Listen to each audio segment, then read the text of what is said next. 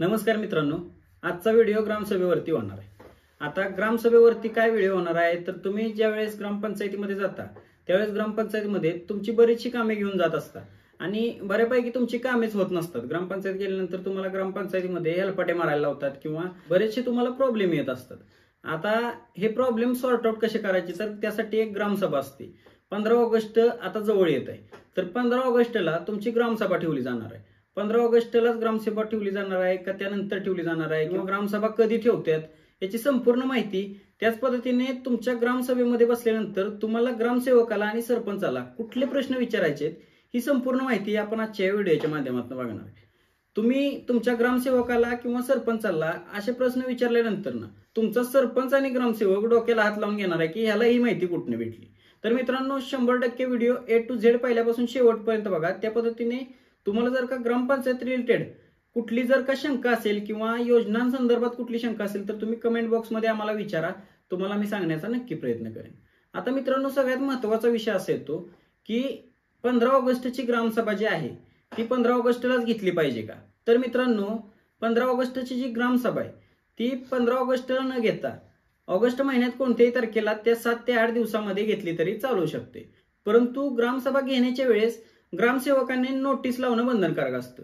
तुमच्या गावातील जे सार्वजनिक ठिकाणे आहेत किंवा गावातील वेगवेगळे परिसर आहेत, वॉर्ड आहेत, तर प्रत्येक वॉर्डामध्ये ते नोटीस चिटकवणं बंधनकारक असतं। या तारखेला ग्रामसभा आहे तर अशा पद्धतीचं नोटीस जे आहे ते ग्रामसेवकाने लावायचं असतं व त्यासोबत त्या नोटीसमध्ये ग्रामपंचायतीच्या ग्रामसभेचा अजेंडा जो असतो म्हणजे जे विषय ग्रामसभेमध्ये तुम्ही घेणार आहे तर ते ग्रामसेवकाने विषय त्यामध्ये लिहिणं बंधनकारक असतं। आता मित्रांनो हा झाला विषय ग्रामसभा कधी आहे। आता ग्रामसभेमध्ये बसल्यानंतर ना तुम्हाला ग्रामसेवकाला कुठले कुठले प्रश्न विचारायचे व्यवस्थित सांगतो, नीट लक्ष देऊन ऐका, सगळी माहिती व्यवस्थित सांगतो, A to Z ऐकायचे। आणि त्याच पद्धतीने व्हिडिओच्या शेवटला तुम्हाला एक महत्त्वाची अशी गोष्ट सांगणार आहे, ती तुम्ही जर केली तर सरपंच आणि ग्रामसेवक 100% तुम्हाला घाबरणार आहेत। आता मित्रांनो सगळ्यात पहिल्यांदा काय विचारायचंय तुम्हाला तर मित्रांनो सर्वात अगोदर तुम्हाला असं विचारायचं तुमच्या ग्रामपंचायतमधून कोणकोणती कामे आतापर्यंत झालेली आहेत, म्हणजे तुमच्या गावामध्ये गटरचं काम झालेलं असेल किंवा रस्त्याचं काम झालेलं असेल किंवा बरीचशी विकास कामे झालेली असतात, तर ती कोणकोणती कामे झालेली आहेत व त्याची MB एस्टिमेट वगैरे आहे का याची संपूर्ण माहिती तुम्ही घ्यायची आहे। ते तुम्ही ग्रामसभेमध्ये विचारू शकता। त्याच पद्धतीने मित्रांनो तुम्ही ग्रामपंचायतीची थकबाकी यादी जी आहे तर ती थकबाकी यादी सुद्धा मागवू शकता।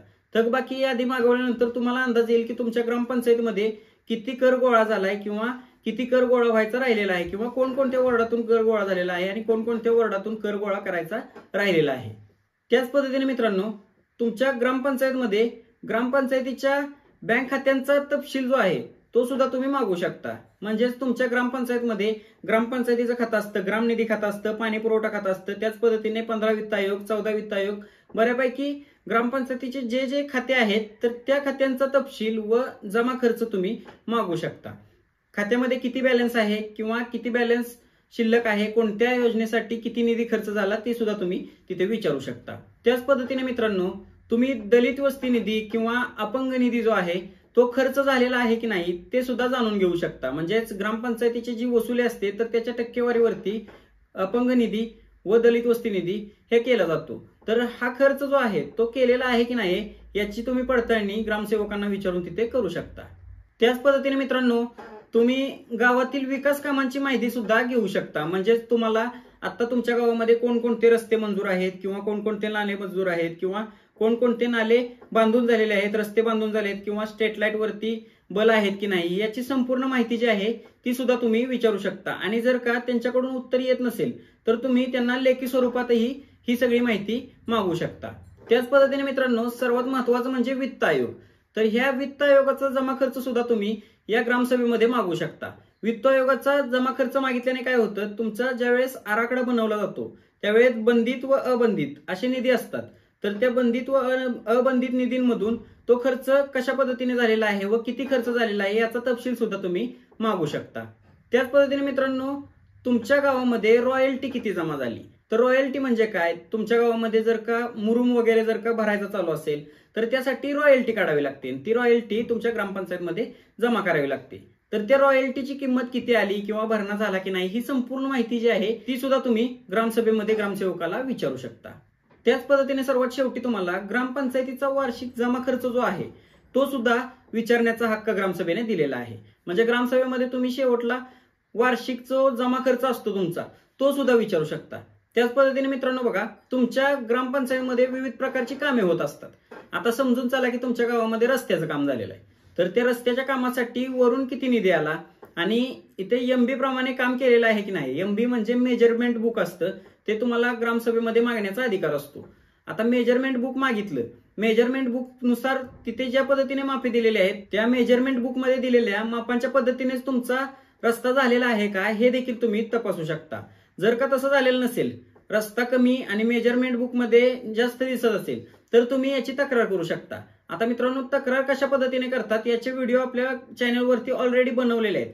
तुम्ही आपल्या चॅनलला लगेच सबस्क्राईब करून घ्या आणि आपला व्हॉट्सअप ग्रुप देखील जॉईन करून घ्या. डिस्क्रिप्शन मध्ये मी लिंक दिलेली आहे. व्हॉट्सअप ग्रुपला जर का जॉईन झाला तर तिथून तुम्हाला संपूर्ण माहिती मिळून जाते. आता मित्रांनो, सर्वात महत्वाचा विषय असा की ग्रामपंचायतमध्ये जर का भ्रष्टाचार झाला असेल, ग्रामसेवक किंवा सरपंच असेल, तर यांनी जर का भ्रष्टाचार केला असेल तर त्याची तक्रार तुम्ही कोणाकडे करणार? तर मित्रांनो, तुमच्या पंचायत समितीमध्ये जाऊन ही तक्रार तुम्ही करू शकता. आता मित्रांनो, तक्रार करायच्या अगोदर तुमच्याजवळ काय काय असणं गरजेचं आहे? तर मित्रांनो, तुमच्याकडे सर्व पद्धतीचे पुरावे पाहिजेत.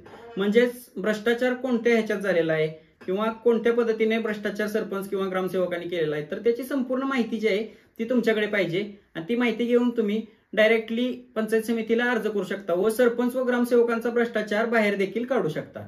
तर मित्रांनो, आता नेक्स्ट जो व्हिडिओ आपला येणार आहे तो सरपंचांचा भ्रष्टाचार कसा बाहेर काढायचा यावरचा आहे. तर मित्रांनो, चॅनलला लगेच सबस्क्राईब करून घ्या आणि आपले येणारे व्हिडिओज बघत राहा, जेणेकरून तुम्हाला ग्रामपंचायत योजनांबद्दल संपूर्ण माहिती मिळत राहील. चला मित्रांनो, भेटूया अशाच एका नवीन व्हिडिओमध्ये. तोपर्यंत जय हिंद, जय महाराष्ट्र.